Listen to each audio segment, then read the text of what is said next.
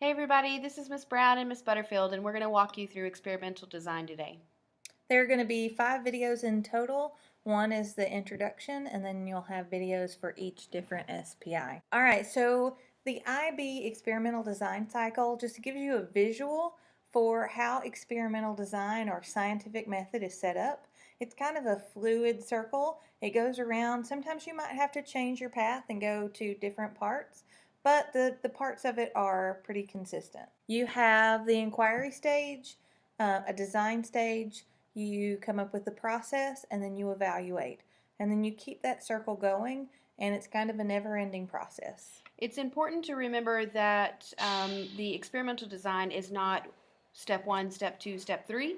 You could go from inquire to process and then back to design, back to inquire. It's a very fluid circle where you can jump around wherever you need to.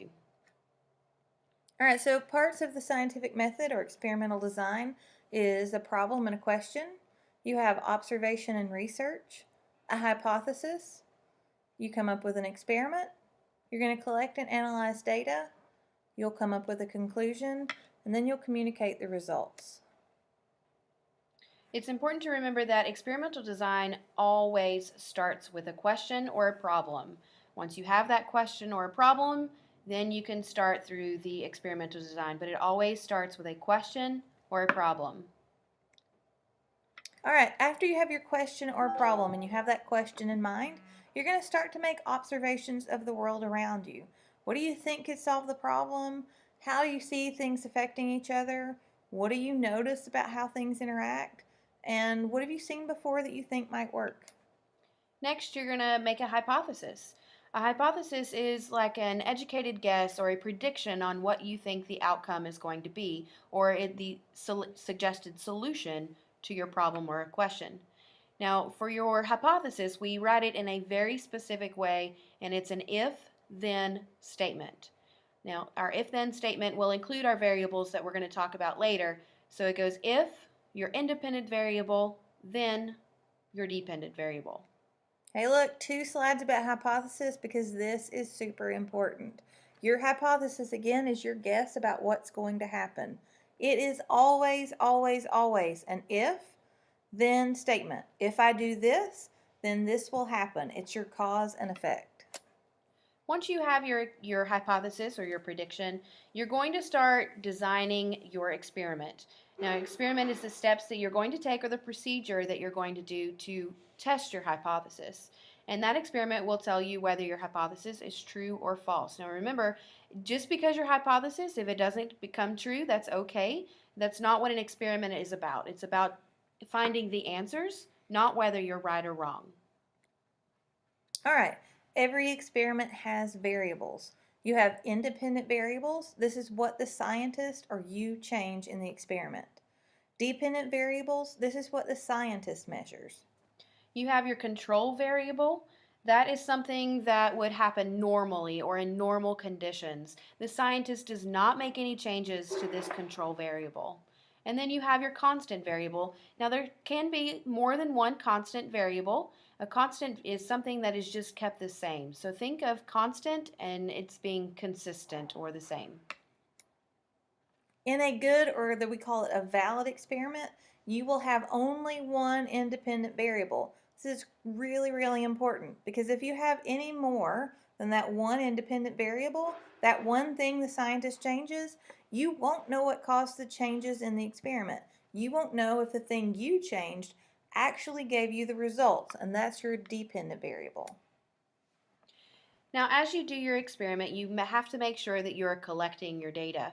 And you want to be pretty consistent about when you're collecting that data. So whether it's every 5 minutes, every hour, make sure that you're also using the same tools. You don't want to pick up a thermometer and then use a different kind of thermometer the next time you go to take the temperature. Make sure that you are writing it all down in a chart or a graph. All right, here's a really important part of science. Scientists share their findings. If we didn't share what we find out, then we all would miss out on great information. Scientists use what other scientists do to build on new experiments. We share information. So you can't just do your experiment and keep it to yourself. And then after you share that information, well, part of sharing that information is writing a conclusion. Your conclusion is going to state what you discovered about your hypothesis. You might say, my hypothesis was proven true because, and then you're going to give your results. Or, my hypothesis was proven false because, and that's where you give your results. It's also going to tell the reader about any possible experimental errors. Now, as scientists, you have to watch out for what's called an experimental error. An experimental error is anything that could possibly go wrong during your experiment, and it could cause your data to be flawed or wrong. So you really need to be careful for that. One way you can get an experimental error is through what's called a bias. Now, bias is like the scientist is favoring an outcome over another, so they're going to try to sway the results of the experiment in their favor. All right, now we're going to look at an example. Mrs. B wants her dog to eat their dinner before she goes to sleep at night, so they don't need to go out late at night. She notices they always beg for people food, and they eat treats really quickly. Now remember, you have to come up with your hypothesis first. So if I mix people food with the dog's food, then they will eat it faster than their food with nothing added.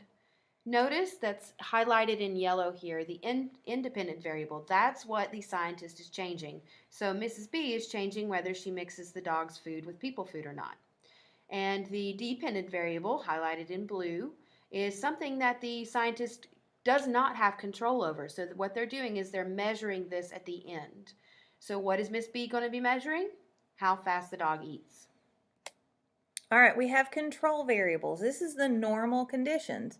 So it would be how long it takes her dogs to eat their food without adding anything. Mrs. B needs to make sure that she does this for several nights because she needs to know on average how long it takes, not just one time. We also have constant variables. Constant, if you do something constantly, it's all the time. So all of the variables that have to stay the same are our constants. Mrs. B needs to use the same timer, the same food bowls. She needs to feed them at the same time every night. She needs to feed them the same amount in the same room. And the things that they do before she feeds them needs to stay the same. If they play outside before dinner, if they take a nap, if they go for a walk, all that has to be the same each time. They also need to drink the same amount of water. She has to feed them the same brand of food. And the type of people food she adds has to be the same. It may seem like a lot of things, but remember, we are only going to have one thing changed, only one independent variable. If any of these other things change, we won't know which one caused the results. And that could lead to an experimental error. Yeah. Do we want to do conclusion or anything? I don't think there's any on here. All right, this video is over. Go to the next video about inquiry 1.